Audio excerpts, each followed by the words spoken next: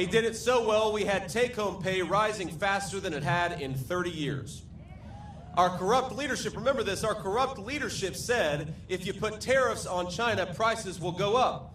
Instead, Donald Trump did exactly that. Manufacturing came back and prices went down for American citizens. They went up for the Chinese, but they went down for our people.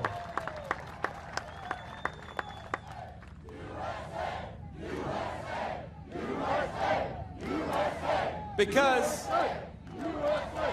when you make your own stuff with the hands of American workers, the whole country prospers. We know that in Michigan better than anywhere.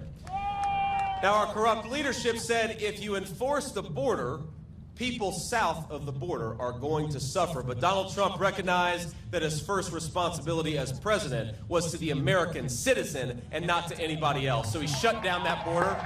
He shut off the drug trade. He drove the cartels out of business, and he had overdose deaths falling in this country. What an amazing thing it was. Remember, our corrupt leadership said that you can't defeat ISIS. Remember that? Just a few years ago, they said we're going to have to re-invade Iraq to defeat ISIS. Donald Trump defeated ISIS in a matter of weeks, and then he brought America's sons and daughters home. What an amazing, amazing track record of leadership. But let's be honest, the country wasn't broken in 4 years, and 4 years was not enough time to root out all of the corruption. So while Americans were getting richer, a lot of bureaucrats and globalists were getting poorer. That was the story of Trump's term.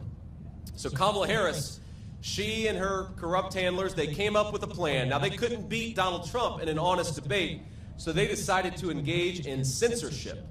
They were going to censor Donald Trump, and they were going to censor his supporters. Now, remember, back in 2020, they lied about Biden's corruption and covered up the fact that his family got rich by selling access to the United States government. And Kamala Harris was there for all of it. They lied about the Hunter Biden laptop and encouraged big tech to silence the story, and they did. They lied about COVID coming from a Chinese lab, and they censored anybody who disagreed. Kamala Harris even went on national TV and said Joe Biden was as sharp as a tack. Even he was clearly mentally incompetent to do the job, and so it's obvious what's been going on, right? Kamala Harris has been calling the shots. And by lying about his mental fitness for the job, she got what she always wanted, which was more power. And what was the result? On her watch, gas prices are up 50%.